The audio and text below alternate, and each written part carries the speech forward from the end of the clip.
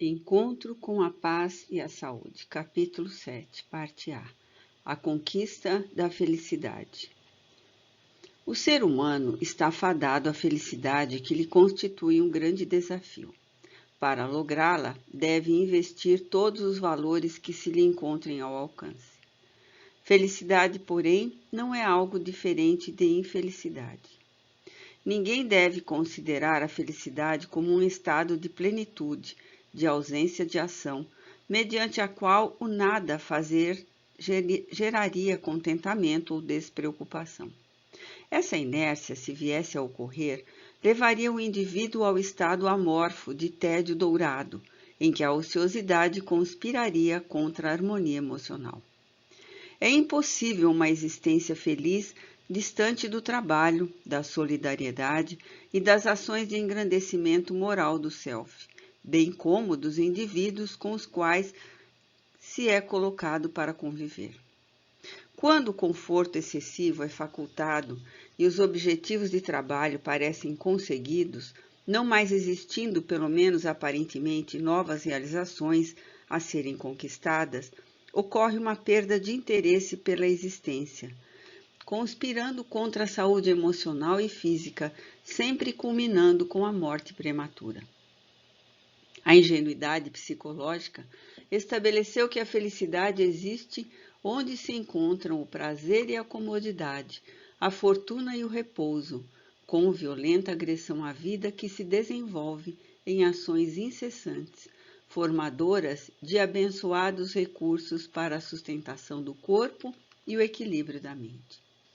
Essa visão tem sido responsável por muita infelicidade injustificada, que mais decorre da óptica defeituosa de quem observa os poderosos e, sem os conhecer, conclui que são felizes quando apenas encontram-se assoberbados de coisas, preocupações, atitudes e solidão. A busca, pois, da felicidade é essencial para ser experimentada desde o momento em que se a enceta. Não será o conseguir que a instalará na mente e no comportamento, porém, o empreendimento em si mesmo para lográ-la, que faculta por antecipado a satisfação de bem-estar. Muito distante da posse de tesouros que embelezam a vida, mas não preenchem os vazios existenciais, a felicidade apresenta-se como realização interior e esforço pelo seu prosseguir. Na amizade sincera, e não nas paixões sexuais, encontram-se razões básicas para as experiências felizes, motivadoras de novas e amplas conquistas. Nos relacionamentos fraternais e nas atividades altruísticas, apresentam-se os fatores para a existência tranquila, que também não significa falta de preocupação ou de responsabilidade. Trata-se realmente do esforço para agir-se sem estresse, sem ansiedade desgastante, sem angústia dissolvente. As populações que vivem do trabalho modesto, que se sentem beneficiadas pela justiça social, nas quais existe assistência educacional, médica e fraternal, ensejam mais felicidade aos seus membros do que naquelas industrializadas de altos PIBs e de excelente tecnologia, porquanto aí as intensas lutas pela sobrevivência, mesmo entre os poderosos, produzem desarmonias interiores e desgastes psicológicos. Por outro lado, a competição desenfreada para a conquista de mais aturde os indivíduos que perdem o direcionamento do ideal, do necessário, do equilibrado, para conseguir além das possibilidades de aplicar e utilizar em próprio benefício. Não serão, no entanto, como se pensa os lugares exóticos, silenciosos, distantes de tudo, onde se encontram os fatores propiciatórios à felicidade, mas nos burgos ativos, não competitivos, trabalhadores, não ambiciosos, onde se pode desfrutar de tranquilidade e confiança no futuro. Nesses lugares, os níveis de vida são mais elevados do que nos centros de grande importância social e tecnológica, em razão da ausência dos fenômenos geradores de problemáticas cardiovasculares, cânceres, distúrbios emocionais decorrentes da insatisfação. Onde todos trabalham e contentam-se com o quanto ganham, mais facilmente se realizam, mesmo que os frutos do esforço não sejam em forma de grandes estipêndios. Sabendo como administrar os recursos que amealham através do esforço pessoal, os indivíduos aspiram a menos e alegram-se com menores quantidades de quinquilharias e exibicionismos de poder e de fortuna, que provocam inveja e raiva. Muitos complexos de inferioridade defluem da mágoa de não se estar nas mesmas condições de outros que são tidos como privilegiados, somente porque se encontram no topo, passeiam na futilidade e parecem não enfrentar nenhuma forma de preocupação, quais se fossem deuses recém-descidos do Olimpo, em vista triunfal entre os seres humanos. Trata-se de ilusão essa torpe visão da realidade. Pessoa alguma na Terra existe que esteja isenta dos processos fisiológicos de desgaste, de envelhecimento, de enfermidade e de morte, e, portanto, igual a todas as outras. Por outro lado, os tormentos íntimos nem sempre se refletem na face, na aparência bem maquiada, permanecendo como roedores inclementes até chegarem aos resultados quase sempre funestos da sua presença infeliz. Desse modo, a busca da felicidade deve caracterizar-se pelo conhecimento de si mesmo em relação aos demais indivíduos, pela conscientização das próprias aspirações, pelos objetivos que sejam colocados como fundamentais para a vida. Não existe, portanto, uma fórmula mágica para a felicidade, nenhuma receita misteriosa ou mapa desconhecido para alcançá-la. Cada indivíduo, conforme sua constituição emocional, física e psíquica, tem as próprias aspirações, o que estabelece a variedade de expressões a seu respeito, demonstrando que aquilo que para uns é realização planificadora, para outros talvez não tenha qualquer significado relevante. Alguém pode aspirar à quietude de um burgo, onde possa renovar-se após o cansaço e a exaustão do trabalho, caminhando por trilhas ricas de vegetação e céu azul, enquanto que outros são capazes de ambicionar uma residência palaciana, suntuosa, com criadagem submissa e tesouros que deslumbrem a vista e estimulem a soberba. Há o encantamento do artista ante a beleza do cientista, ante a investigação do religioso na ânsia do êxtase, do pensador na elaboração de ideias grandiosas, como também dos oprimidos, sonhando com a liberdade, dos famintos anelando pelo pão, dos enfermos lutando pela conquista da saúde, dos solitários encontrando companhia, dos simples de coração anelando pela dádiva do trabalho e da paz, variando de acordo com os níveis de inteligência e de consciência. A felicidade é peregrina, que viaja de uma para outra ambição sempre risonha, aparentemente difícil de ser retida, mas de fácil conquista, quando se ama e não se espera receber a retribuição. O que é felicidade? Os psicólogos clínicos têm se voltado nos últimos tempos para o estudo da raiva, da inveja, da insatisfação, procurando estender-lhe os conteúdos perturbadores.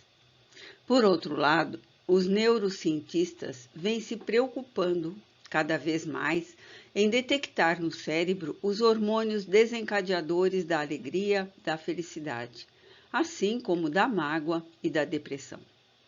Lentamente vão surgindo a compreensão e a decodificação dos elementos que respondem pelos sentimentos nos processos bioquímicos da organização cerebral, altamente responsáveis pelos comportamentos e pelas emoções.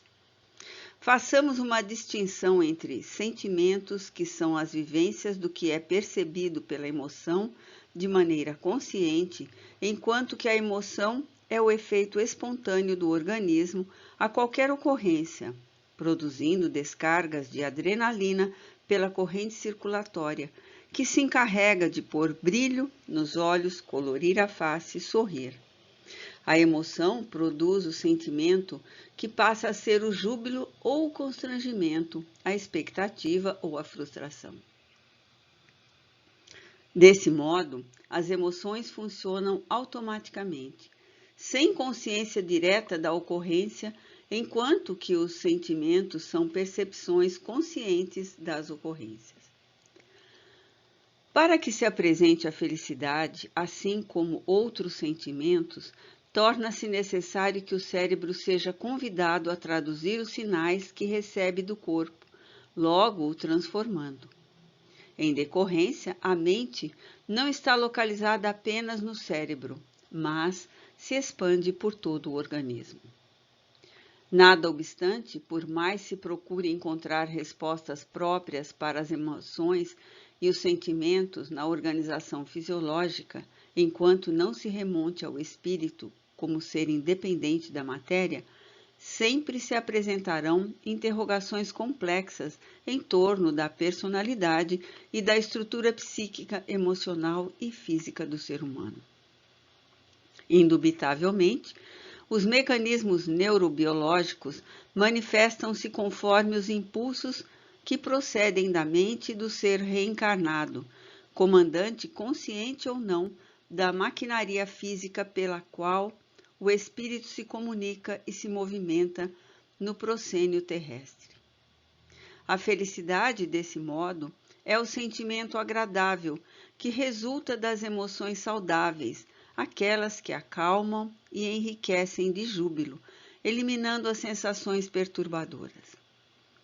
Pode-se, desse modo, experimentar a felicidade, mesmo em estados orgânicos deteriorados, em face da compreensão, da ocorrência e da sua aceitação, que é uma espécie de entendimento pela razão. Quando a atitude é consciente e positiva, objetivando o bem-estar, experiencia-se um momento de felicidade, que se prolonga enquanto permanece a emoção.